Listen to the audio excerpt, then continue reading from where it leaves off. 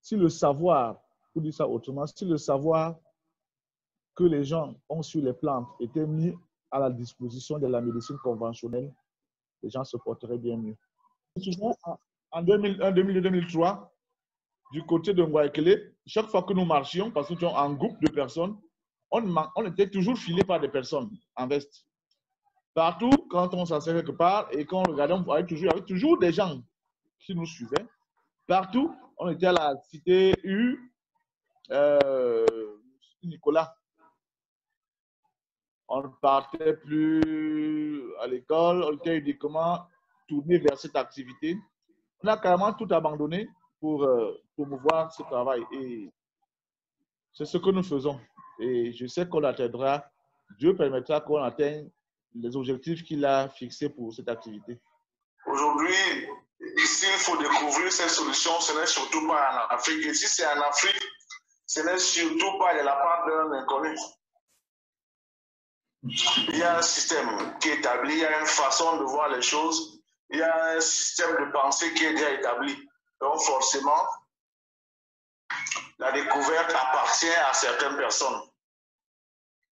Imaginez-vous aujourd'hui un grand laboratoire comme, je ne sais pas, les grands laboratoires de Bayern, les Roches, se voir damer le pion par quelqu'un qui est personne pour eux, ce n'est pas vraiment la chose voulue. Et un pays comme le nôtre n'a pas suffisamment de force et ni de volonté pour dire voilà, ceci se fait chez nous. Ils n'ont rien compris. Hein. À cause de ça, le monde est passé à côté de beaucoup d'opportunités. Ils ne veulent pas parce que s'ils voulaient. Parce qu'on n'a pas besoin d'être un grand professeur. On n'a pas besoin d'être un grand professeur pour avoir des solutions aux problèmes. Hein. Ça, je crois qu'ils le savent. Parce que si vraiment dans notre pays, par exemple, on voulait vraiment savoir ce que nous faisons est vrai et fondé, il y a deux occasions que notre gouvernement n'aurait pas ratées. La première dame avait déjà envoyé dans son centre de référence, le Centre international de recherche Chantal Biya, où je suis allé avec des patients, on les a suivis là-bas. Et les premiers résultats étaient disponibles, mais ils n'ont pas donné suite à ce protocole. Nous avons eu des premiers résultats. On devait partir quand on fait un essai comme celui-là. Ce n'est pas une affaire d'un mois. Ce n'est même pas une affaire de 6 mois. Mais au bout d'un mois, ils avaient arrêté. Et sur les 5 personnes que nous avions que nous avons amenées dans la dite recherche, au bout d'un mois, 2 déjà avaient des charges virales indétectables. C'est-à-dire, on regardait, on ne voyait plus les examens ici, faits par le centre de référence Chantal Biya, où on reconnaissait que les personnes ici, la charge virale était non détectable sous l'action de ces médicaments. Ça veut dire que sur cette simple base, on devait continuer. Sur cette simple base, on ne devait pas arrêter. Mais, bizarrement, ils ont arrêté. C'est l'administrateur du centre à cette époque-là qui s'occupait de cette recherche. Le professeur Foda, qui est actuellement le directeur général de l'hôpital central de Yaoundé. Et c'est une Italienne, Dr Capelli, qui s'occupait de cette recherche, le côté pratique de la recherche, le suivi des patients. Ils ne veulent pas. Je me souviens qu'également, on nous avait convoqués au niveau de l'IMPM, qui est l'Institut de recherche d'études de plantes médicinales. On a convoqué comme ça beaucoup de personnes qui disaient pouvoir soigner. Mais les autres personnes au bout du chemin ont fait marche arrière. Mais nous étions là, nous sommes partis, on a fait tout ce qu'on nous a demandé.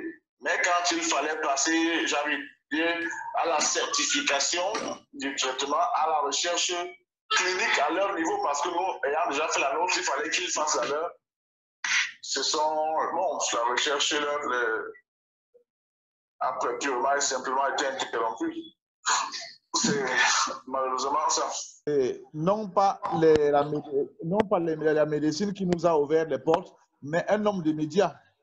Parce que nous avons alors parcouru, c'était à l'époque du professeur Henri Orbelin. C'était Bosco Tchoubet. Non, François Bingono Bingono. Ah. Bosco Tchoubet, lui, nous sommes passés chez lui bien plus tard.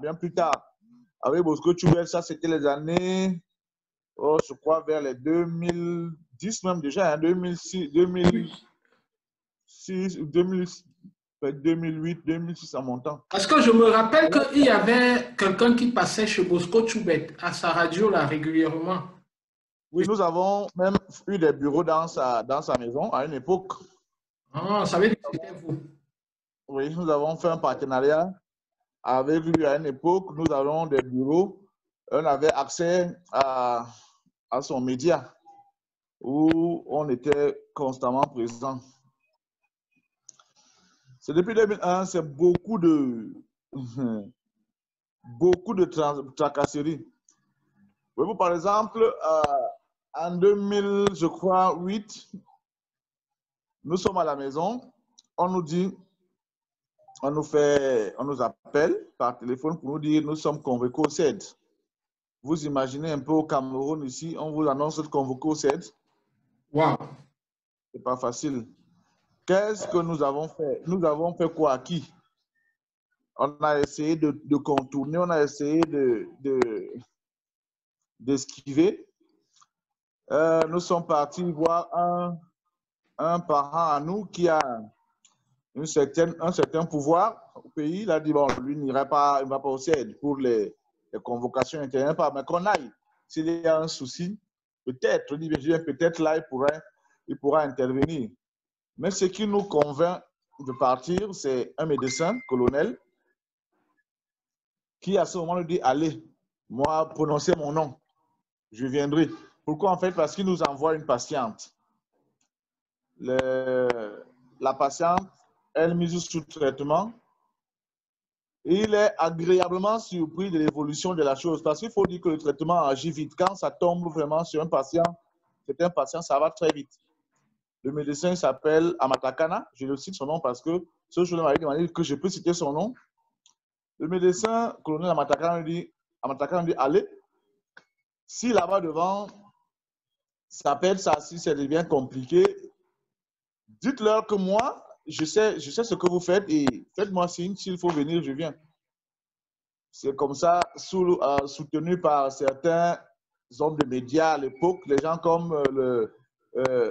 Bilo ici, les Bosco Tchoubet auxquels on faisait allusion, les dieux de Ninven, derrière nous, journal La Météo, on décide de partir.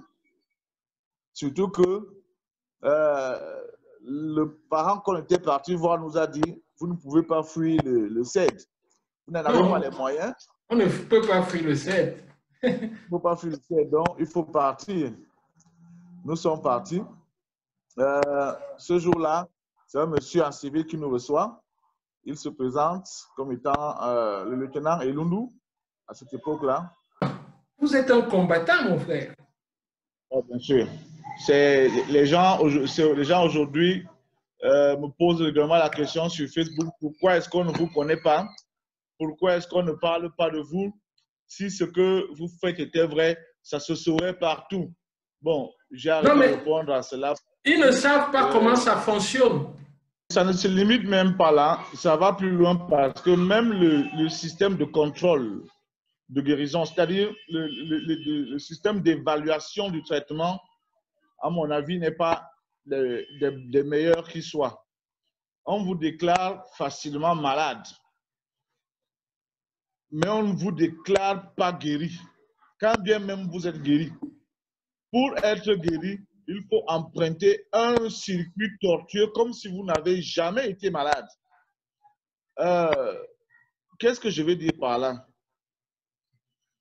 Pour être déclaré, le cas de VIH, le cas de SIDA, être déclaré malade, il suffit qu'on vous fasse une prise de sang et qu'on recherche les anticorps du VIH dans votre sérum, dans votre sang.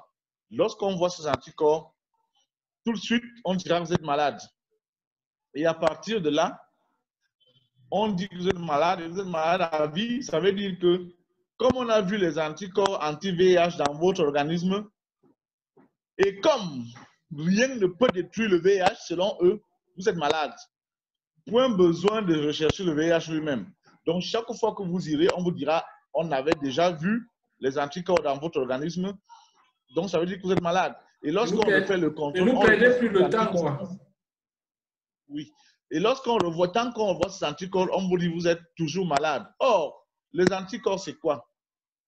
C'est la réponse de l'organisme face à une invasion. C'est la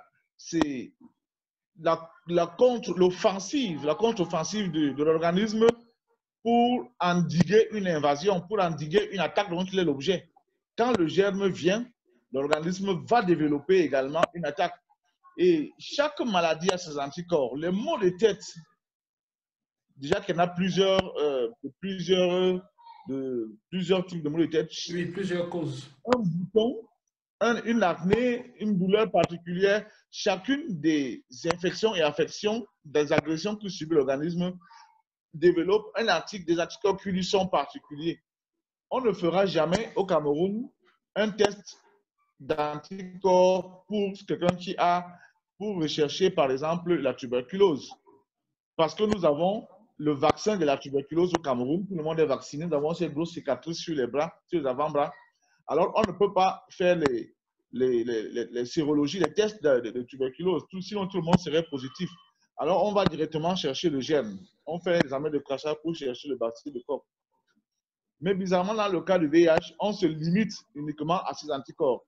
Alors, c'est parce que lorsque le virus est détruit, que vont devenir les anticorps que l'organisme a produits? Les anticorps qui ne sont pas des corps étrangers. Il va prendre du temps pour les éliminer. Maintenant, cela va prendre un certain temps. Pendant ce temps, le patient qui a fini son traitement, quand vous lui direz « vous n'êtes plus malade », il vous dira « je suis toujours malade puisque le test dit que je suis malade ». Or, dans certaines maladies infectieuses, lorsqu'on recherche à produire un vaccin, on va justement aller vers ces personnes-là qui ont déjà été infectées par un certain type de maladie et ont guéri et ont développé une réponse immunitaire. Et à travers cette réponse immunitaire, ils vont extraire certains anticorps qu'ils vont travailler et réinoculer chez les personnes malades ou les personnes saines pour développer une réponse immunitaire. Mais parce que nous sommes dans le cas de VIH, c'est tout simplement de l'alchimie. Et même la charge virale qu'on fait, elle-même, elle est biaisée parce que quand vous avez une charge virale indétectable, sur un traitement comme le nôtre, et que vous partez la présenter à un médecin, le médecin va dire « Ah non, mais c'est une charge virale indétectable », comme on en trouve partout lorsqu'on est sous ARV.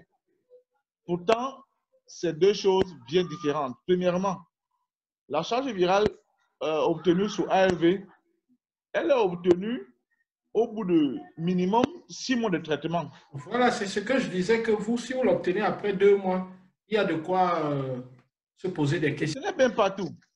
Ce n'est même pas tout. Non seulement la leur est obtenue au bout de, après 2 mois, après 6 mois de traitement minimum, elle ne veut pas dire qu'il n'y a plus de virus. C'est comme si il y a une moquette, un tapis, sur lequel il y a des fourmis. C'est l'exemple que j'aime bien prendre. Et maintenant, sur cette moquette, on se met à recouvrir ces fourmis avec des gobelets. Tous les jours, on pose des gobelets dessus. Tous les jours, on rajoute des gobelets. Alors, lorsque quelqu'un vient regarder les fourmis, il ne va pas compter les fourmis qui sont sous les gobelets, mais plutôt les fourmis qui sont en circulation libre sur la moquette. Alors, plus il mettra des gobelets, moins il y aura de fourmis sur le tapis. Il arrivera dans un jour où il aura tellement mis de gobelets sur la moquette qu'il n'y aura plus de fourmis. Lorsqu'il va regarder, il dira non, voilà, il n'y a plus de fourmis sur cette moquette. Pourtant, tous les fourmis seront toujours effectivement présents sur la moquette, mais seulement à l'intérieur des gobelets. Vous me suivez? Je vous suis très bien. Voilà. Alors on dira, voilà un tapis où il n'y a pas de fourmis, ce qui correspond à une charge virale indétectable sous antirétroviraux. Les fourmis sont là, mais sont sous les gobelets. Les virus sont là, mais sont simplement inhibés par les molécules bloquées. Ça veut dire que Les gobelets bloquent les fourmis pour qu'elles ne se baladent plus. Pour qu'elles ne se baladent plus, oui, justement. Ah oui, je vois. Et c'est la même chose que les ARV font. Soit ils vont empêcher les virus d'entrer dans la cellule, soit ils vont bloquer la transcriptase inverse qui est une enzyme, soit ils vont bloquer notre enzyme qui est l'intégrase. C'est ce qu'ils font. Maintenant donc, or, notre charge virale, c'est quoi? Allons sur la même moquette. Vous avez la même moquette avec les fourmis dessus. Vous prenez un insecticide, vous pulvérisez sur la moquette. Lorsque vous regardez, vous pulvérisez une fois, peut-être 100 virus meurent, 100 fourmis meurent. Quand vous regardez, vous voyez qu'il y a encore des fourmis. Vous pulvérisez encore. Vous arrivez par exemple à un niveau où, sur la moquette, je prends un exemple simple. Maintenant, vous comptez, dites voilà, la charge virale est de 1000. Celui qui, maintenant, vous montre cette même charge virale à un médecin. On n'a pas encore fait le traitement, mais déjà nous sommes à 1000 de charge virale, donc 1000 fourmis. Le médecin vous dira, vous voyez, il y a encore 1000 virus sur 1000 fourmis sur cette moquette. Or, vous voyez la moquette là où on a mis les gobelets, il n'y a pas de fourmis. Et pourtant, la réalité est toute autre. La moquette a plein de fourmis et parce que juste les fourmis sont sur les gobelets. Mais il faudra croire aux patients que parce que vous avez 1000 de charge virale ici, votre cas est pire. Bien plus encore, quand vous continuez maintenant à insister avec l'insecticide, la moquette est débarrassée de toutes les fourmis. Lorsqu'on regarde maintenant la charge virale, lorsqu'on regarde maintenant la moquette, on dira il n'y a pas de fourmis sur la moquette. Vous prenez ce même examen, vous le donnez au médecin. Il va dire, de très mauvaise foi, il va dire, ou consciemment ou inconsciemment, il dira, ce n'est rien. Puisque avec les ARV, nous obtenons le même résultat, à savoir l'absence de fourmis sur la moquette. Vous voyez un peu les deux moquettes. Pulvériser l'insecticide qui a détruit tous les gobelets, toutes les fourmis. Et d'un autre côté, une moquette avec plein de fourmis dessus, mais seulement ces fourmis sont cachées, sont inhibées, sont à l'intérieur des gobelets. Et on va faire passer les deux examens comme étant les mêmes examens. Pourtant, ce ne sont pas les mêmes examens. Le traitement que nous donnons n'a pas pour vocation, pour action de bloquer les virus. Et la preuve, c'est que cette charge virale va demeurer ainsi sans plus jamais se multiplier. Vous ferez la même charge virale 1 mois plus tard, 5 mois, 6 mois plus tard, elle sera toujours indétectable, à une différence que le patient ne sera plus sous traitement. Or, la charge virale sur ARV, pour peu que vous laissez, une semaine plus tard, vous faites la charge virale. Et la rechute est grave. Elle est élevée, elle est exponentielle. Elle croît à une vitesse exponentielle. Qu'est-ce qu'il faut faire en ce temps? Dire au patient, attends simplement que les anticorps s'éliminent. Attends qu'il y ait une séroconversion, le test sera négatif. Pourtant, on pourrait bien développer des tests qui permettent de déclarer une personne guérie. Même si, quand il n'y a plus de virus, qu'on déclare cette personne guérie. Mais non, on ne le fera pas. Les médecins, généralement, on vous dit, quand on part en laboratoire, on dit les examens sont indéterminés. Bien vouloir confirmer, bien vouloir refaire plus tard. Donc, en fait, bon, on n'est pas en quête de solution. On n'est pas en quête de vérité. Bon. C'est beaucoup de... C'est un long chemin. Je me souviens, quand nous étions encore... Oui? Oui, je vous écoute. Allez-y. C'est très intéressant. On va commencer par vous. Oui. Qui est Rémi Semengue? Et comment est-ce qu'il est arrivé à cette solution que je dirais solution miracle? Oui. Je suis un Camerounais. Je suis père de beaucoup d'enfants. Le village, parce que le chef de village ne donne pas le nom de ses enfants. Oui. un chef. Voilà. Comment j'arrive dans cette histoire? En fait, j'arrive par l'entremise d'un jeune oncle à moi, hyper intelligent, qui estime qu'à un moment donné, il faut faire quelque chose contre le sida. Les gens en parlent trop et tout le monde s'avoue vaincu. On n'est pas incapable, l'humanité ne peut pas s'avouer vaincue face à une maladie. Donc, il faut faire quelque chose. Bon, quand on dit on va se lancer à la recherche contre le sida, ce n'est pas vraiment pour dire qu'on a les moyens, ce n'est pas vraiment une recherche à proprement parler au début. En fait, il est question simplement de s'intéresser à la maladie. Pourquoi les gens, tout est parti la semaine du 1er, une semaine comme celle-ci, une semaine du 1er décembre. À ce moment-là, ce n'était pas comme cette fois-ci. Vraiment, ces semaines-là, c'était des semaines où on matraquait les gens à propos du sida. La ligne de sensibilisation à ce moment-là visait véritablement à faire peur, à attirer l'attention des gens sur cette maladie. On ne manquait pas de les effrayer. Et si vous partez à l'hôpital central à ce moment-là, vous ne manquiez pas d'observer les images effrayantes des monstres qu'on dessinait sur les murs, auxquels on attribue le nom de VIH pour dire aux gens faites attention, c'est un danger, VIH égale mort.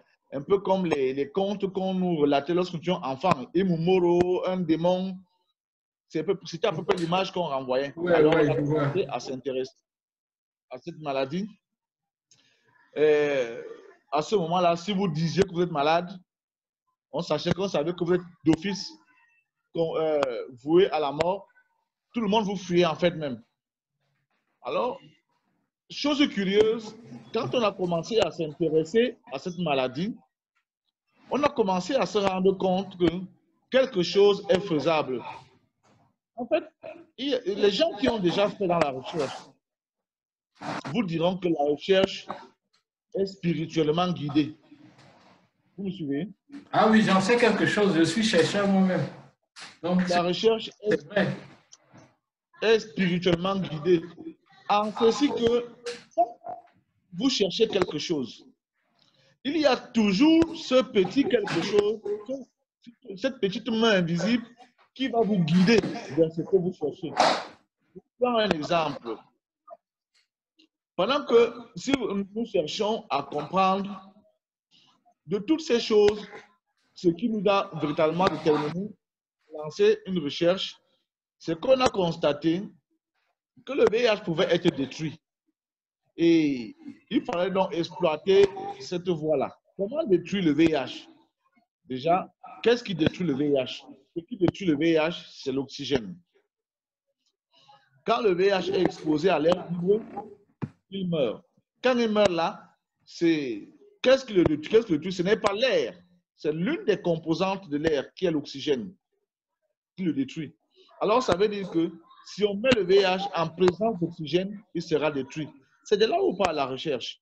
Alors, on va chercher à gauche et à droite comment produire l'oxygène, comment mettre le VIH en présence d'oxygène. Parce qu'à l'extérieur de l'organisme, parce qu'à l'air libre, déjà, il y a l'oxygène.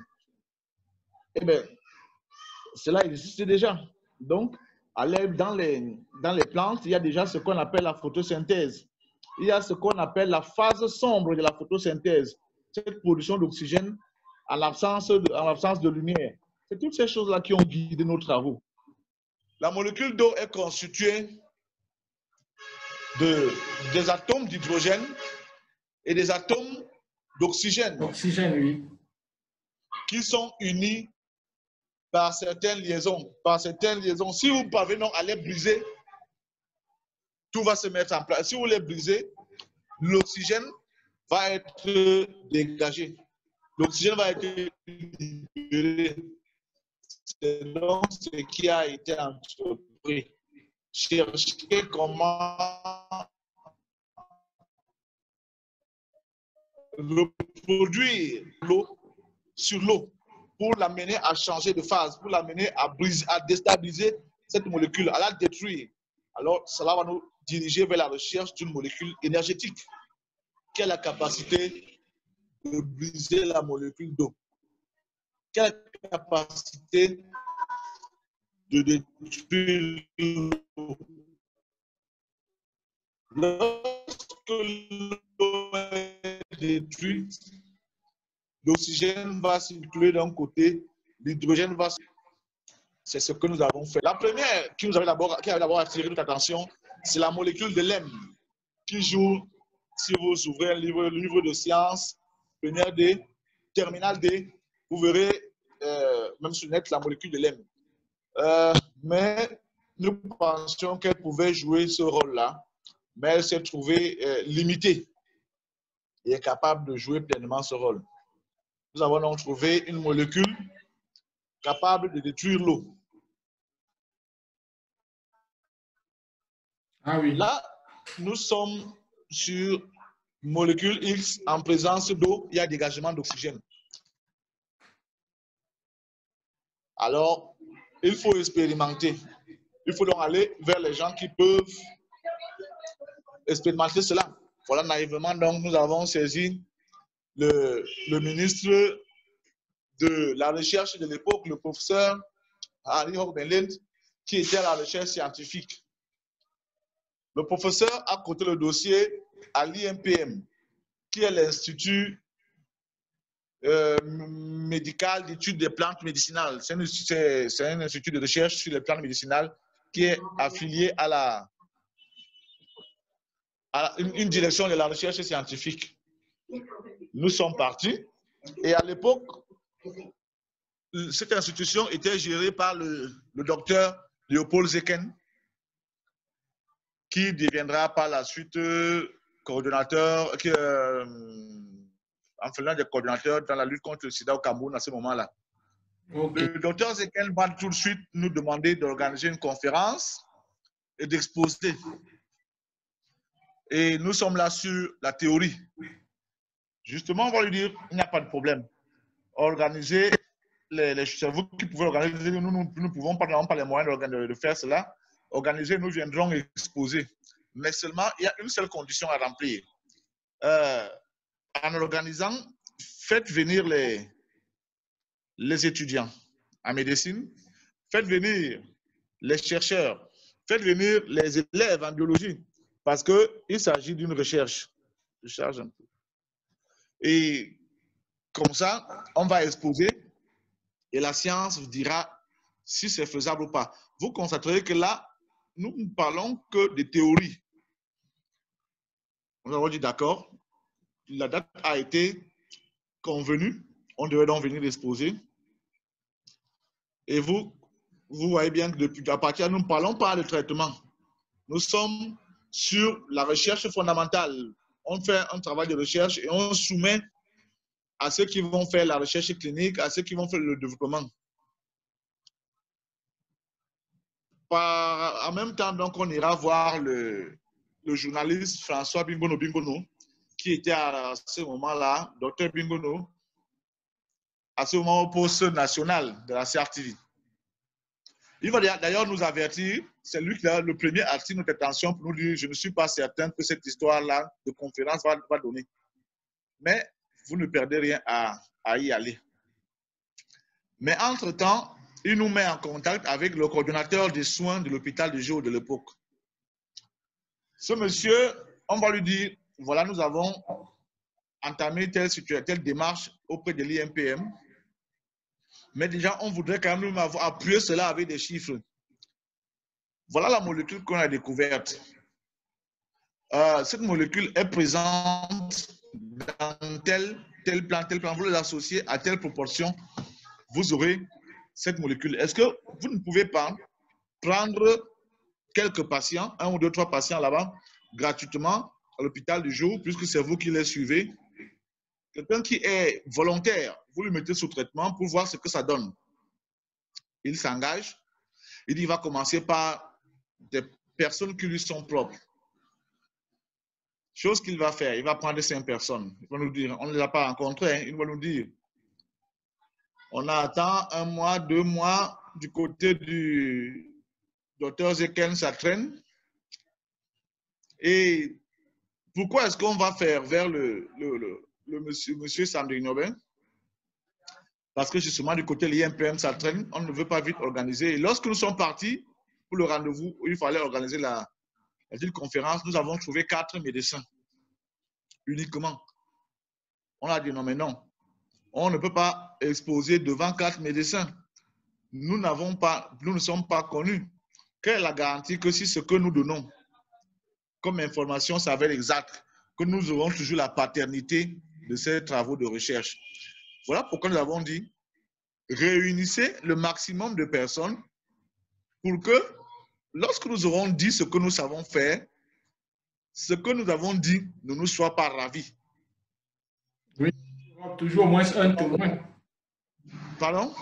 J'ai dit que oui, il y aura toujours au moins un témoin pour dire que non, j'ai suivi ça la première fois là-bas. Comme ils ont voulu faire ça à huis clos, nous avons refusé.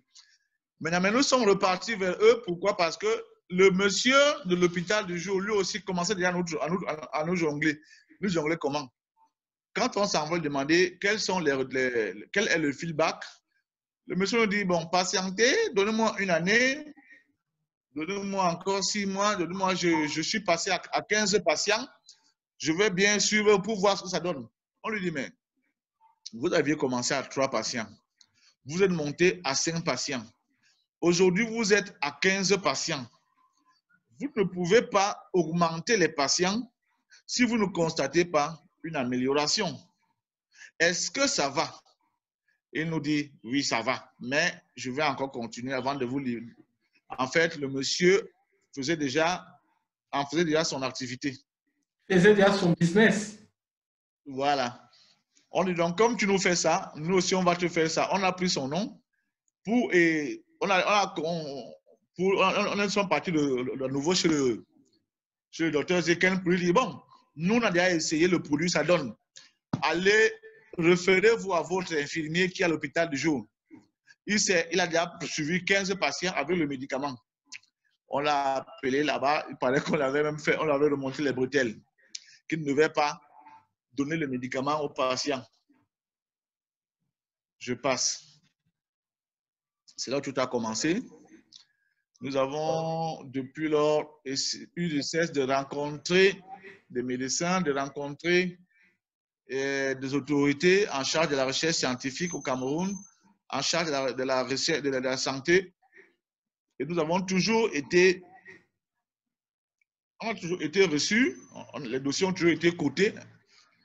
Mais, et même, je vous dis tantôt que nous avons saisi la première dame, le président de la République, qui nous ont envoyé au CIRCB de la première dame, où nous avons fait certains travaux de recherche. Nous sommes partis avec des patients, on les a suivis.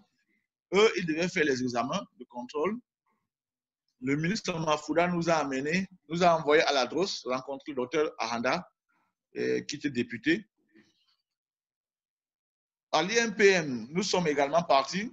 En fait, toutes ces choses-là se sont toujours soldées à vouloir voir est-ce que nous soignons. Lorsque vous voyez ce que nous donnons, nous faisons, nous ne sommes plus, on commence à nous tourner à gauche et à droite. Nous avons essayé de rencontrer la représentante de l'OMS à l'époque. C'était le docteur Ngonombala, actuellement il est professeur en médecine. Bon, ça bloque. Tantôt, je vous disais que nous avons été convoqués au CED. Quand nous sommes allés, on nous a dit que nous avons 6 plaintes. 6 plaintes. La première plainte a été déposée par le ministre Langanawa, non. Il n'y a pas eu de suite. La deuxième, la troisième, jusqu'à la 6e par le même individu. Par le ministre? Par le ministre?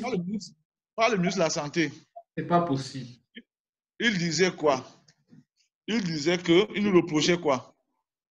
Il nous était reproché, je le cite, de marcher, de travailler contre la volonté, l'action gouvernementale qui vise la distribution des antirétroviraux et la sensibilisation. Et cela porte des fruits satisfaisants. Aucune autre voie n'est donc dès lors autorisée. Alors, on va ainsi nous dire les faits qui nous sont reprochés. Le lieutenant Elundu va tout faire pour nous menacer. Et je vais lui dire, grand frère, vous voyez, là où où je suis déjà assis devant vous, au CED, nous tous nous connaissons ce que c'est que le CED. Ça ne sert à rien de me menacer. Faites ce que vous avez décidé de faire. Parce que si vous avez décidé de m'arrêter, je n'ai pas les moyens de me défendre contre la machine du CED. Si vous avez décidé, si il y a une autre voie qui s'offre à moi, dites-moi. Il s'est tout de suite mis à rire et il m'a rassuré que lui, il croyait que cela est possible. Mais ma situation était délicate parce que lui a les instructions. Mais il faut maintenant que qu'est-ce que je peux faire pour l'amener à me libérer, à ne pas donner suite à l'affaire. Qu'il faut, moi je dis non, moi je ne sais pas, c'est à vous de me dire. Il me dit, est-ce que les gens guérissent? Je dis, je peux ouvrir un cahier. Les gens ne témoignent pas, mais si je suis en difficulté, je doute fort que les patients qui ont été satisfaits ne puissent pas réagir. Il me dit, si 2 ou 3 patients signent, peuvent attester en signant qu'ils ont suivi le traitement chez toi, je verrai ce que je peux faire. Alors, j'étais avec mon équipe qui m'avait accompagné. Je les ai appelés, ils ont pris un cahier, 50 pages. Ils ont commencé à contacter quelques anciens patients. Ce cahier est là-bas au CED. Nous étions vers 11 h. Ouais. À la recherche des patients qui voulaient bien signer, coordonner à l'appui, identité à l'appui pour dire, moi, je suis parti de cette personne. La médecine est assez ingrate, mais les patients sont assez ingrats. Mais quand c'est face à une situation comme celle-là, de 11 h à 14 h, les gens m'ont montré leur solidarité. Le monsieur m'avait demandé 5 personnes qui peuvent signer. Jean-Marie, mon collaborateur, au Natavi, qui est doctorant à l'époque, a ouvert un cahier de 50 pages. Et les gens ont signé ce cahier. À 14 h, il a fait circuler le cahier et beaucoup de gens ont signé le dit cahier. Et le médecin colonel avait aussi signé ce cahier.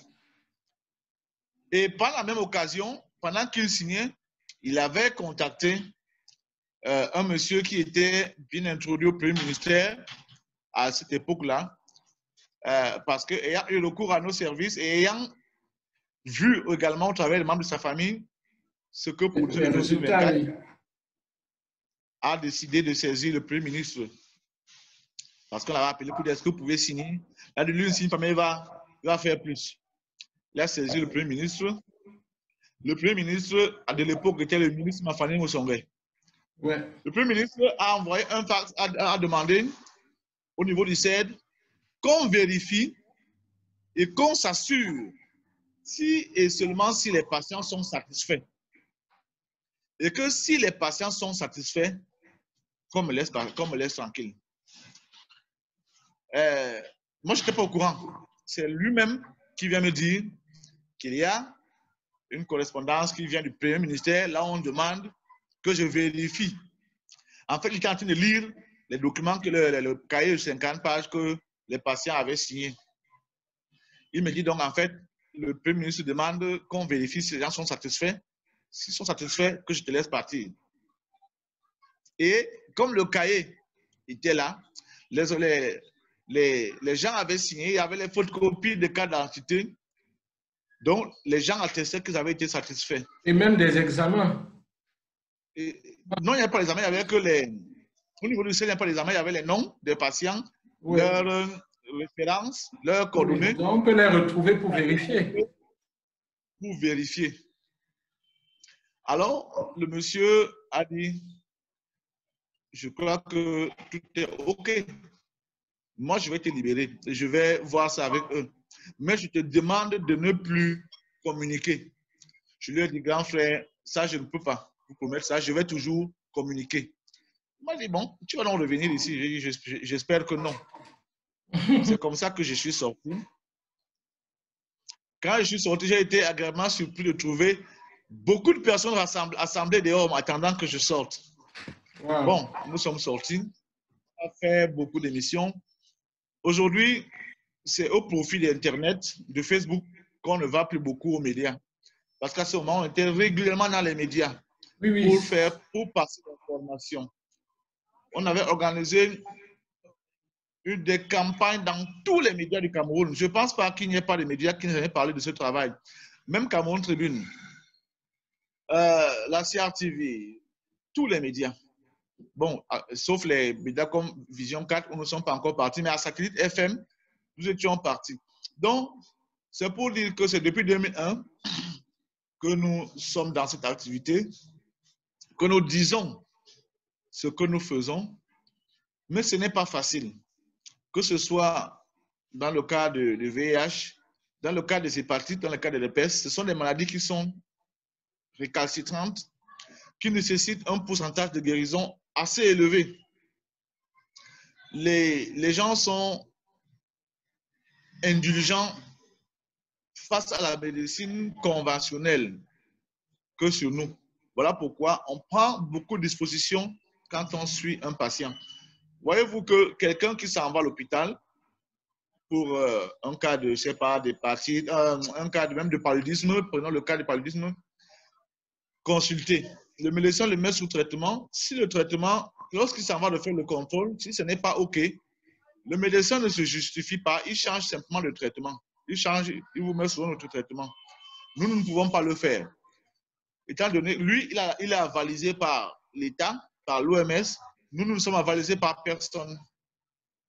Alors, nous nous sommes regroupés au sein d'une association de recherche que nous avons légalisée parce que nous ne voulons pas et nous nous refusons de nous associer avec les associations de tradipraticiens parce que nous ne sommes pas tradipraticiens. Nous refusons de nous associer avec des associations, même des naturopathes, parce que moi, je ne me définis pas, je ne suis pas naturopathe. Ouais. Si vous suivez notre évolution... C'est scientifique. Oui. Vous voyez bien que si nous avions trouvé une oreille attentive, nous ne serions pas ceux-là qui donnent aujourd'hui le médicament. Nous aurions fait la recherche, nous aurions mis la recherche au niveau, entre les mains de ceux qui allaient la développer, de ceux qui allaient faire l'étude de la recherche clinique et la mettre à disposition du médecin qui allait prescrire. C'était ça notre logique. Et nous sommes toujours sous cette logique. Mais en attendant d'y aboutir, nous ne pouvons pas ranger notre travail dans un tiroir. Nous le mettons à la disposition des gens qui y ont recours. Aujourd'hui, il est sous forme de poudre, mais avant, ce n'était pas le cas. C'était un liquide. Oui, il fallait boire. Je pense, quand c'était chez Radio de Bosco Choubet, là, c'était... Voilà. Il est liquide. 1,5 litre à boire par jour, à conserver au frais. Oui. Si la conservation n'était pas bonne, le médicament en pâtissait. Et les patients ne pouvaient pas boire toujours cela. Mais le problème, c'est qu'il était bien plus efficace. Parce que vous comprenez bien que n'étant pas transformé, c'est vrai que même lorsqu'on le broyait, il y avait toujours un effet calorifique qui se produisait, qui atténuait, qui entraînait certaines pertes.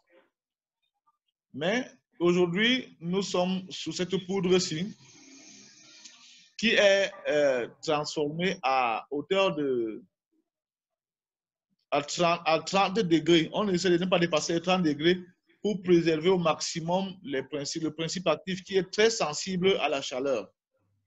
Il y avait un monsieur qui communiquait souvent là chez Bosco. Je me rappelle du nom, c'était un monsieur Etémé. Il travaillait avec vous? Patrick Etémé, à un moment donné, oui. Mais aujourd'hui, il a ses bureaux, il a sa science à lui. Il est libre maintenant de faire de ses agissements, Patrick.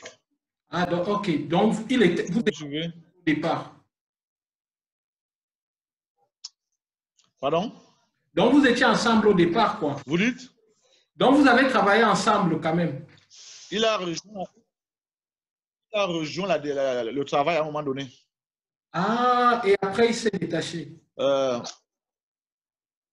Oui. OK, parce que... Vous savez, nous étions à l'époque, à Yaoundé 1, nous avons autour de nous plus d'une dizaine de personnes. Nous avions avec nous une dizaine de personnes.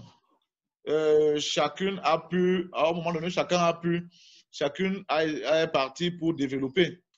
Ce que nous faisons aujourd'hui, c'est essayer de développer, de présenter ce médicament d'une façon améliorée, d'une façon où esthétique, à minimiser les pertes d'efficacité. Aujourd'hui, je disais que nous le produisons avec un déshydrateur à 30 degrés de chaleur.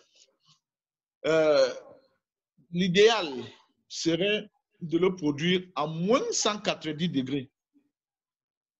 Je ne sais pas si vous voyez un peu la différence. Nous produisons aujourd'hui à 30 degrés, donc à plus 30 degrés. Or, il devrait être produit à moins 190 degrés. Et c'est l'appareil là que nous demandions justement au centre de référence Chantal Biya qu'on nous donne. Là, on le broie, c'est un cryobroyeur. Vous broyez sous azote liquide, sous ce froid-là. Et quand vous obtenez une poudre qui représente la plante totale, et vous scellez cette poudre dans des gélules et vous mettez vous emballez sous vide.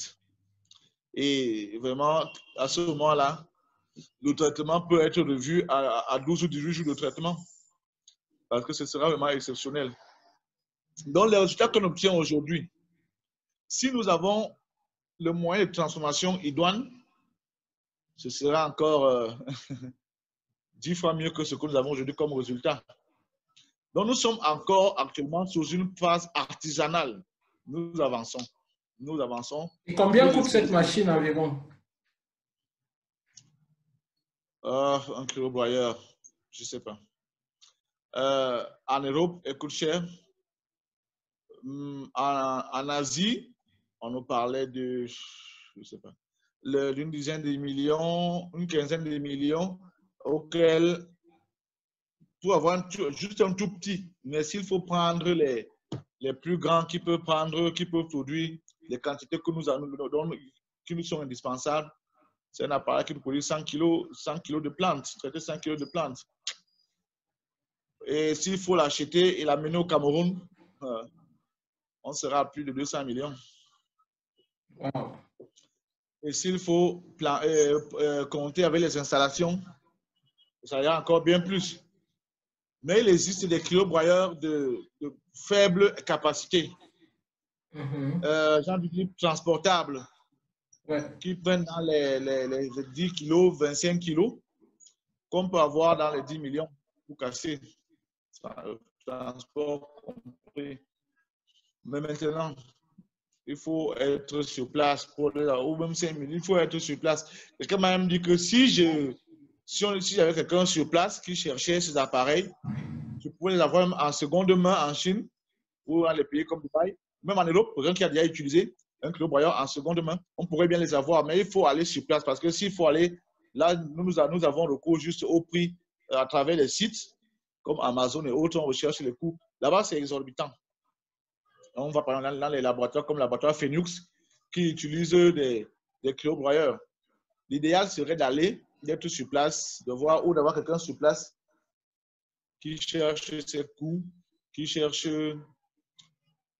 ces appareils. Actuellement, ce que nous recherchons, c'est une géluleuse. Là, elle ne coûte pas cher, mais malheureusement, il faut quelqu'un qui nous achète ça là-bas sur place, à qui on peut envoyer les moyens pour nous l'expédier. Et les gélules vides pour emballer. Il faudrait me donner les références et tout. Je vais regarder ça ici en Turquie. D'accord. Donc, vous voyez que pour aujourd'hui, nous avons les facilités. Quand c'était liquide, on ne pouvait pas exporter le produit parce qu'il y a des pays comme aux États-Unis où le liquide n'entrait pas. Ouais. Ce qui veut dire qu'à ce moment, ce marché-là nous était carrément fermé. Aujourd'hui, on exporte dans le monde entier. Nous avons eu, il y a quelques mois encore, peut-être 5 mois, beaucoup de difficultés parce que certains pays rejetaient notre médicament. lorsqu'on voyait dans le bordereau qu'on remplissait les indications contre le sida, on nous renvoyait le traitement. Donc, depuis un moment, nous l'envoyons comme un produit, comme un complément alimentaire de la pharmacopée africaine, oui. Comme un complément alimentaire, justement, sans indication, juste comme un complément alimentaire. Et on remplit un formulaire, on nous envoyait même, on nous demande encore d'aller du côté de la Nord, qu'il nous faut encore dépenser beaucoup d'argent. Mais on fait, il y a toujours des obstacles, mais par la grâce de Dieu, on les surmonte. On les surmonte. La douane aussi fait des siennes. Parfois, les colis rentrent. On est obligé de réexpédier une seconde fois nos frais. Mais bon, mais ça va. Lorsque le patient prend bien le traitement, il va guérir. Cependant, il nous arrive d'avoir des obstacles face à certains patients parce que chaque organisme a sa réactivité. Mais je tiens à préciser que les cas, j'ai envie de dire, d'échec thérapeutique, sans parler d'échec thérapeutique, les cas difficiles où nous avons, c'est que la guérison n'est pas à 100%. Ça veut dire quoi? On refait un contrôle et on se rend compte que le patient est guéri à 95%. Le patient est guéri à 90%. Le patient est guéri à 98%. Chose qui est largement au-dessus des critères de la médecine actuellement. Mais dans les cas qui nous intéressent, le VIH, les hépatites ou l'herpès, la guérison n'est pas encore assurée parce qu'il faut ici une guérison à 100%.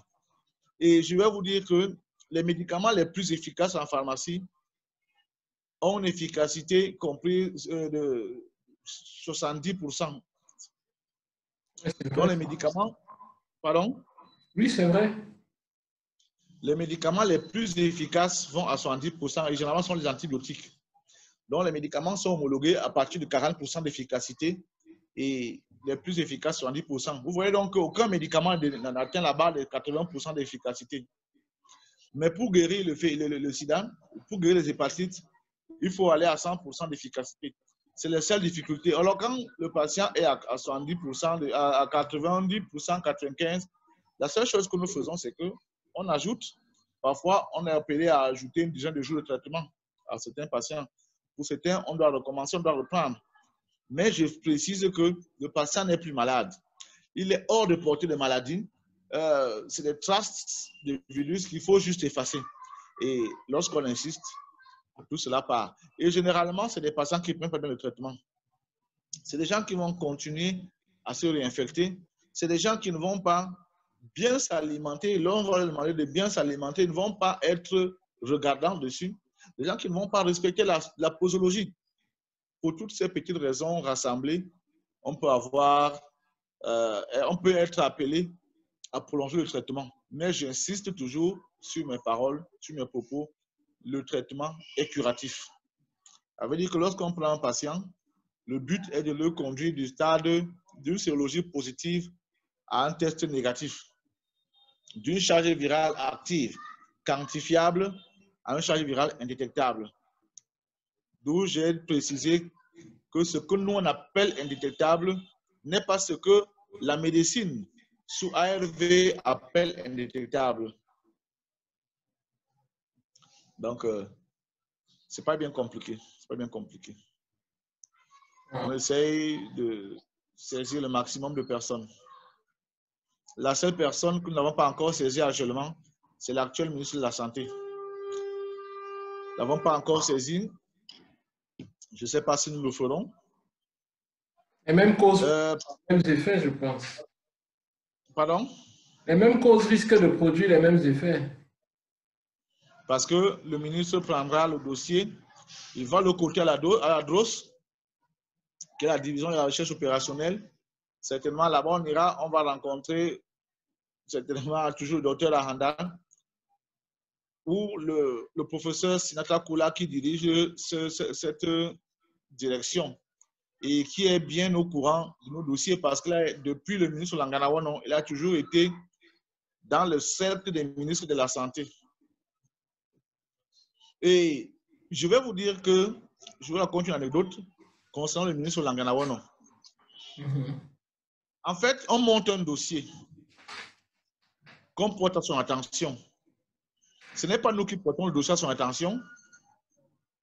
On s'en va, le dossier, on passe par son conseil technique numéro 1. Vous savez que le ministre n'est pas médecin. Ce sont ces conseils techniques qui sont des techniciens de la médecine.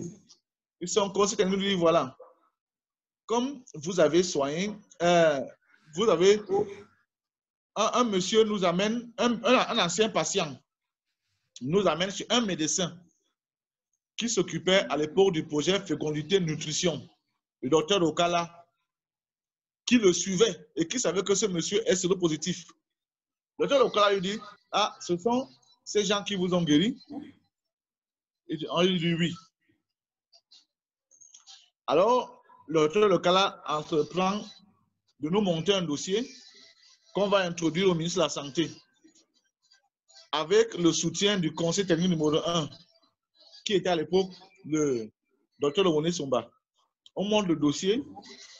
Les gars cotent le dossier à avis favorable parce que quand les conseils techniques ont déjà coté le dossier à avis favorable, rien ne s'oppose en principe au dossier. Mais le ministre Langana a rejeté le dossier. Lorsqu'on s'en va, de quoi qui me rappelle plus tard, lorsque on décoche le dossier, lorsque on s'en va auprès du conseil technique numéro 1 pour demander qu'en est-il du dossier, il nous fait savoir que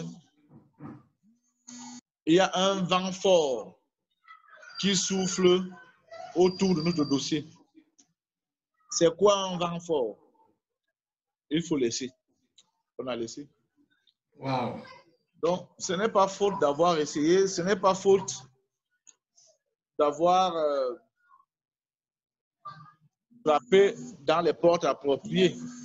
C'est juste faute de ne pas être la personne appropriée.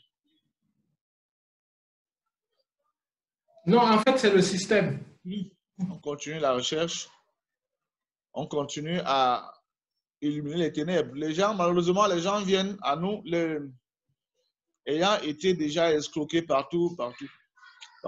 Lorsqu'ils viennent vers nous, c'est des gens brisés, c'est des gens qui n'ont pas confiance.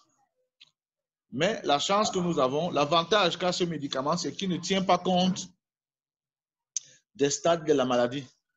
Ça veut dire que peu importe à quel stade vous êtes au stade 1, 2, 3 ou même 4.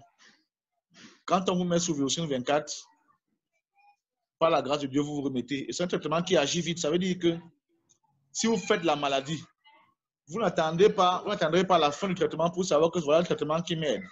Dès que vous commencez à le prendre, vous savez que voilà le traitement qui est en train de m'aider. Si vous souffrez des hépatites, dès la première semaine, vous savez que le traitement est en train de m'aider. Mais malheureusement, les choses sont toujours...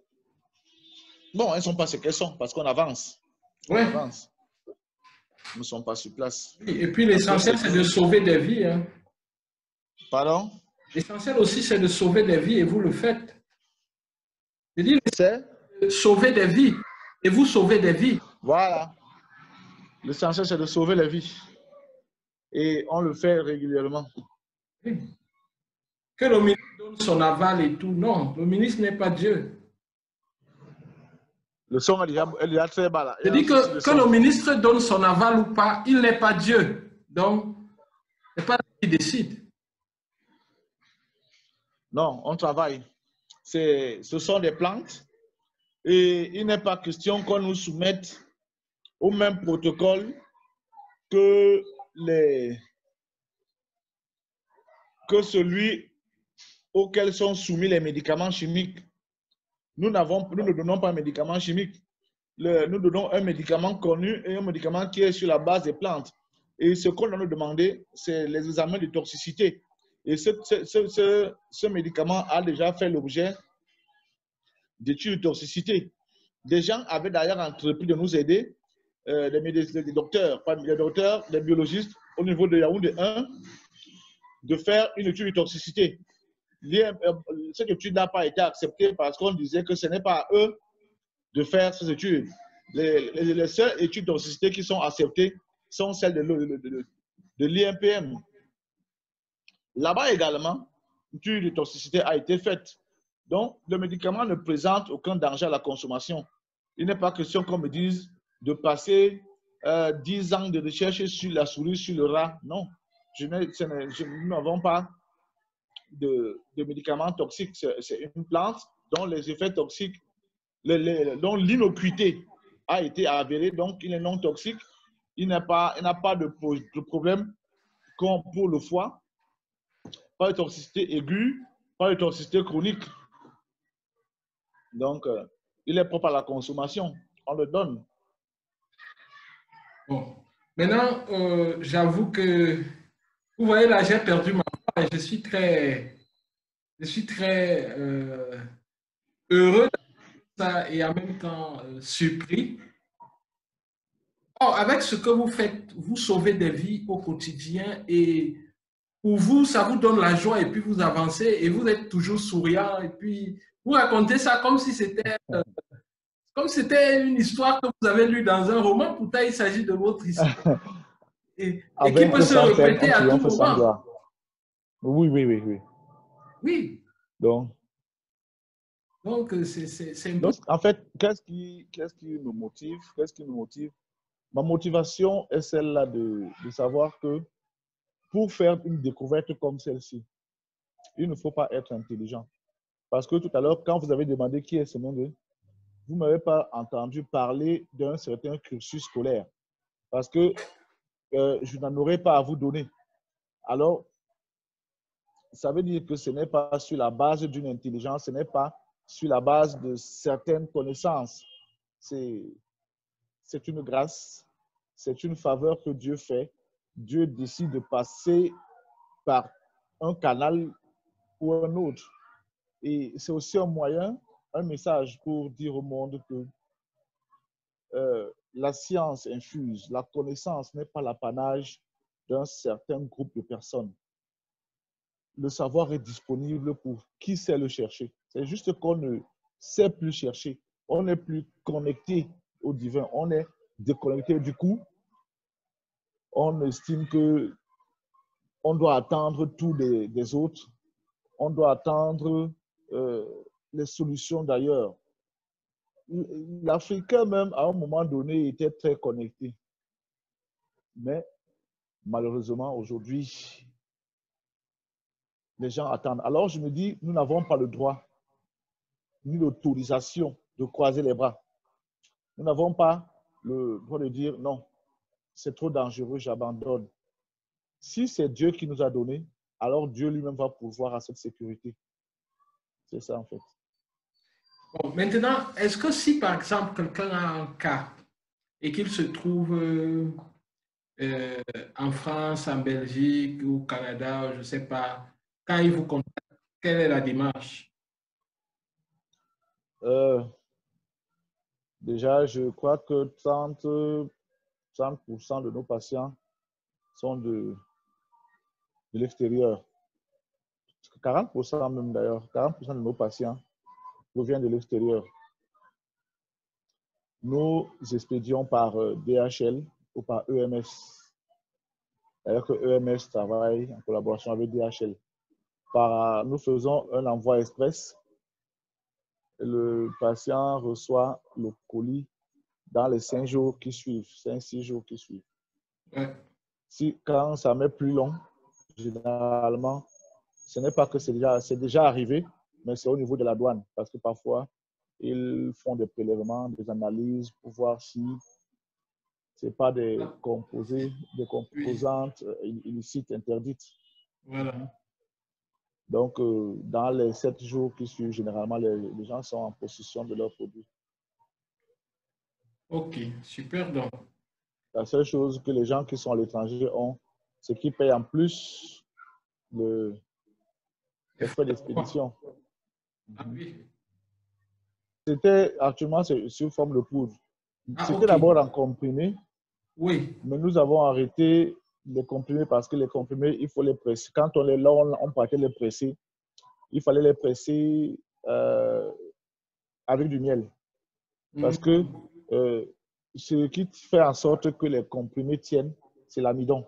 C'est l'amidon colle. L'amidon a cette caractéristique qu'elle s'agglutine et peut former un bloc solide. Ouais. Pour notre produit-là, même quand on le presse, il ne tient pas. On le presse donc avec du miel. Du coup, comme ce n'était pas notre appareil, au bout d'un temps, le miel commençait à faire fondre les produits, les comprimés. Nous avons donc été obligés de revenir à la poudre. Et actuellement, nous sommes en train de tout faire, comme je vous disais, pour revenir en gélule. Pour que d'ici, dans un avenir très proche, comme vous êtes là-bas, certainement, c'est ce que tu manques, quelqu'un sur place à qui, parce que Alibaba, Amazon, cette transaction-là sont très complexes. Vous envoyez, vous attendez, vous ne savez pas. Donc, quelqu'un qui peut S'il y a transférer cette machine, s'il y a cette machine ici, vous allez m'envoyer les caractéristiques de ce que vous voulez. Oui, pour les géluleuses, on achète une géluleuse manuelle. Ça coûte pas cher. On expédie. La seule chose qu'il faudra, c'est acheter régulièrement les gélules vides. Si le savoir, pour dire ça autrement, si le savoir que les gens ont sur les plantes était mis à la disposition de la médecine conventionnelle, les gens se porteraient bien mieux. Beaucoup de maladies là n'existeraient pas. Vraiment, merci pour tout le temps que vous avez pris. Merci de toi, l'intérêt que tu accordes que nous faisons. Moi, je n'ai pas beaucoup parlé parce que mon problème, c'était vraiment de vous écouter. Oui. Je voulais vous écouter et donner l'occasion aux gens de vraiment vous écouter et de savoir, de découvrir pour certains ce que vous faites et de comprendre que ce n'est pas du bluff. Le sida peut se soigner. Il y a des personnes sérieuses qui abordent cette question de manière sérieuse et sereine. Donc, inutile de se raconter plein d'histoires. Si quelqu'un a un problème, il y a le doute est normal. Le doute est normal. Le doute est normal. Voilà. Donc, celui qui ne doute pas n'est même pas un être humain. Il faut toujours douter. Tout à fait. Mais maintenant, la réaction qu'on a après le doute, c'est elle qui devrait être logique. C'est-à-dire, si je me dis... Le doute, ce n'est pas la réfutation. Le voilà. doute, c'est l'acceptation après vérification. Voilà, exactement. Donc, si on me dit que ça éclaire, cette lampe éclaire, n'est-ce pas? Je vais vérifier que la lampe est claire. C'est clair, tout à fait. Je ne sais pas comment vérifier que la lampe est claire. Je vais essayer de mettre un test sur pied pour savoir vérifier la lampe est claire. Je peux peut-être me rappeler. La lampe est claire. Et à quelle lorsque la lampe est claire. Voilà. Lorsque cette lampe dont j'ai la confirmation qu'elle est claire, dont je suis sûr qu'elle est claire, je vois de l'ombre. Est-ce que proche de celle-ci, je verrai de l'ombre ou quel type d'ombre et tout? Je reviens voir la lampe, je me mets à côté d'elle. Est-ce que j'ai l'ombre? Bon, si j'ai l'ombre, ça veut dire que probablement c'est éclair. Qu'est-ce qui peut me permettre de confirmer et tout et tout? Vous voyez un peu. C'est comme ça que nous devons aborder ce type de questions. Certaines personnes, peut-être en regardant cette vidéo, vont se dire que c'est du bluff. Je continue ma route. Oui, on ne peut pas croire, on ne peut pas tous avoir la même croyance, les mêmes pensées. Sans avoir pris la peine d'avancer et de se dire, voilà, j'ai tel ami qui a ce problème. De toutes les façons, on n'a rien à perdre puisque c'est un truc naturel. Donc, il n'y a rien à consommer une herbe. Il faut que les gens comprennent que le sida est une maladie. Les hépatites, qu'elles soient A, B, C, D, E, ce sont des maladies. L'herpès, c'est une maladie. Et même le papillomavirus humain qui cause le cancer du col de l'utérus, ce sont des maladies. Elles ont juste ceci qu'elles sont occasionnées, elles sont causées par des virus. Et nous sommes parvenus à mettre sur pied un traitement qui va les attaquer dans leurs conditions génétiques. Ce sont les gros virus, et ces gros virus sont anaérobies strictes. Un peu le contraire des êtres humains. Nous sommes aérobies strictes. C'est-à-dire qu'on ne peut vivre qu'en présence d'oxygène. Eux également ne peuvent vivre qu'en absence d'oxygène. Cependant, il y a des tolérances face à l'oxygène.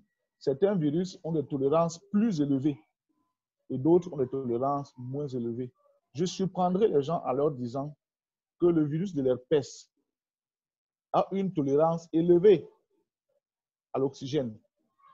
Après ça, ça veut dire qu'il est plus difficile de soigner l'herpès que de soigner le VIH. En fait, parmi ces maladies, la plus difficile, c'est l'herpès.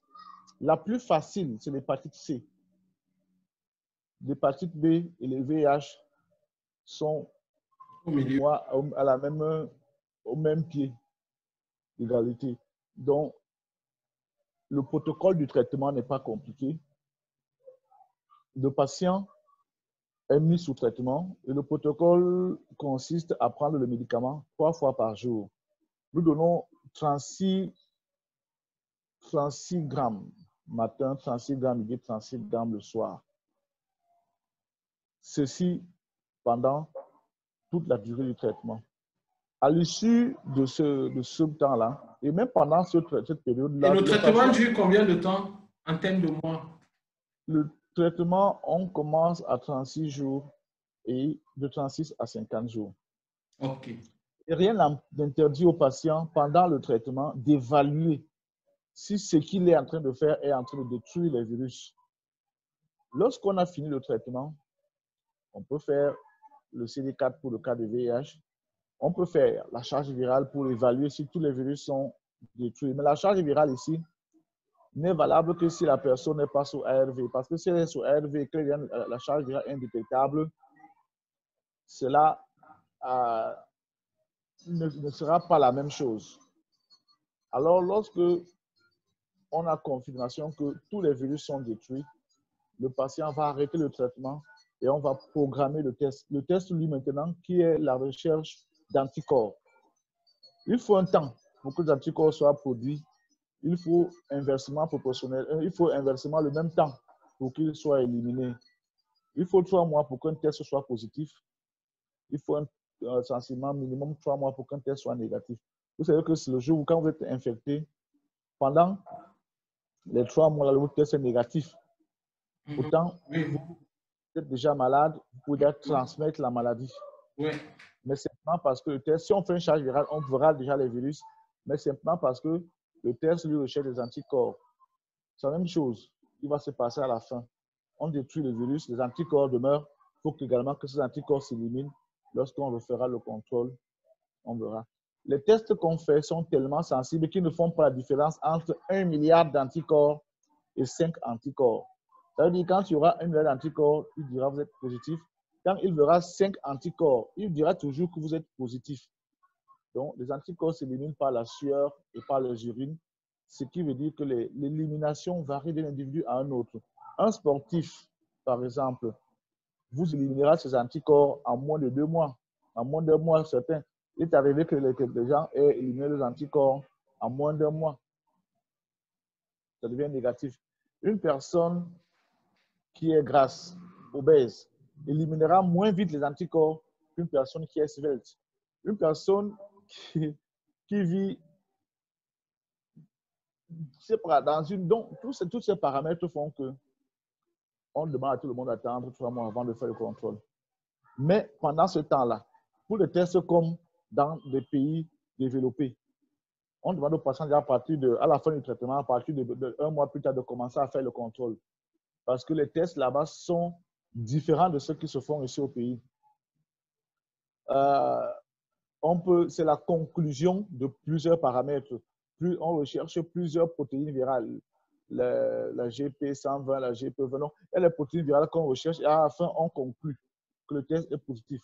Ce qui veut dire que les cas que nous avons généralement en Occident, c'est que lorsque le traitement est fini et qu'on envoie le patient refaire le contrôle, on lui dit que le test est indéterminé ou de revenir dans 1 mois ou de revenir dans 3 mois confirmé. parce qu'il commence déjà à être moins précis, même dans un mois même, pour confirmation. Et quand le patient s'en va, on lui dit, le test est négatif. C'est aussi simple que ça. Donc, mais cependant, le patient doit bien prendre le traitement parce qu'on doit aller à une guérison à 100% et son organisme doit participer à sa propre guérison. Les patients, c'est des gens qui ont des organismes et qui ont déjà certainement pris beaucoup de traitements à gauche et à droite. Donc, parfois, pendant le traitement, il est indispensable peut-être d'épurer son organisme. Pour ceux qui sont au Cameroun, je leur dis de prendre des antioxydants. Je leur recommande de ne pas, je ne commande pas la pharmacie, de ne pas aller en pharmacie, mais d'aller au marché, faire comme quand ils s'en vont préparer, d'acheter les condiments verts, de faire un mélange, l'ail, l'oignon, les cils, les thym, les persils, les céleri, le curcuma, tout ce cocktail-là, maintenant d'ajouter, de faire un jus, de l'assaisonner avec des fruits. Et ce jus-là sera riche en antioxydants. Quand ils boiront, cela va épurer l'organisme. Ils peuvent le faire régulièrement, tous les 2 jours. Et tout ceci fait en sorte que l'organisme participe à sa propre guérison. Et à la fin, le contrôle final vient confirmer la guérison. Voilà ce que je peux vous dire. Bon, Monsieur Semengue, vraiment merci à vous. Et le mot de fin, qu'est-ce que vous allez dire pour la fin? C'est-à-dire, si un jeune, la confiance. Si un jeune veut poursuivre ses rêves comme vous l'avez fait, parce que vous avez tout lâché pour poursuivre vos rêves. C'est vrai. Vous avez lâché l'université, vous avez pour ce rêve-là. C'est vrai. Il faut avoir confiance en soi-même. Il faut avoir confiance en soi-même. On est le produit de ses propres pensées. Si on pense qu'on n'est pas grand, on ne sera pas grand. Si on pense qu'on ne peut pas, on ne pourra pas. Et il faut croire en soi-même, il faut croire en ce qu'on fait et se donner les moyens de réaliser ce à quoi on croit, peu importe ce à quoi on croit. Il ne faut jamais abandonner. Les gens qui ont réussi, les histoires des gens qui ont réussi nous montrent que l'échec fait partie de la réussite. En fait, ce n'est pas l'échec, c'est la persévérance, c'est apprendre comment faire bien. On fait d'abord mal jusqu'à ce qu'on fasse bien. Et moi, je suis de ceux qui pensent que l'Afrique sera construite par les Africains. Et à notre niveau, nous contribuons déjà à construire l'Afrique. Et merci parce qu'il y a des gens comme vous qui nous aident à construire l'Afrique parce qu'ils pensent que l'Afrique peut. Donc, mon mot de fin, c'est que dans l'obscurité, il faut allumer une allumette. Ne pas jurer, pas crier. Il faut allumer l'allumette. Voilà. Il faut illuminer l'endroit où on est. Dès qu'on illumine l'endroit où on est, on aura déjà contribué à illuminer une partie. On aura déjà contribué à dissiper les ténèbres. C'est ce que nous faisons. En tout cas, moi, je crois fortement à l'Afrique et je pense même que je vais m'auto-proclamer président africain. Hein. Je vais vous nommer ministre de l'Afrique. Voilà. C'est ce que j'ai dit? Oui. Voilà. Je dis que je crois que je vais même m'auto-proclamer président de l'Afrique. Vous serez mon ministre. Président du grand continent. Voilà. Parce que, ça marche, je suis là. Parce que en fait, c'est ça. Hein. En fait, c'est ça l'Afrique. L'Afrique, c'est vous. Tout le reste, en fait, l'humanité a perdu beaucoup en méprisant l'Afrique. Beaucoup. Parce que tout ce qui vient de l'Afrique, on méprise. Et on impose aux gens africains de mépriser davantage ce qui vient de leur peuple. Ah oui. Ça veut dire que le monde ne profite pas assez de l'expertise africaine. Et c'est le continent le plus riche. En termes de nature, de tout, c'est le plus riche. Mais le monde ne profite pas assez de ça parce que tout ce qui vient, soit on pille, on s'approprie, soit on dit même aux dirigeants, ne prenez pas ça au sérieux. La faute aux Africains eux-mêmes d'abord, hein, mon frère. Bien sûr. On doit d'abord nous-mêmes déjà commencer à s'aimer, on doit Bien commencer sûr. à nous aimer, on doit commencer à croire en ce que nous faisons. On ne Bien croit sûr. pas aveuglément à ce que nous faisons, mais il faut assainir. Il faut assainir Bien sûr. le milieu. Il faut l'ordre, il faut la discipline. Et que les gens qui ont des choses à dire se conforment au protocole que les dirigeants vont établir. Mais encore faut-il qu'ils établissent Mais oui, et que ce soit juste. Réalistes. Et que ce soit juste. Des protocoles justes et réalistes, c'est vrai? Oui. Donc, sur ce, je vais vous laisser à vos occupations. Je sais que il faut vraiment. Ce n'est pas évident. Vraiment, merci, merci. Bon, ciao. Bye, ciao. Bye.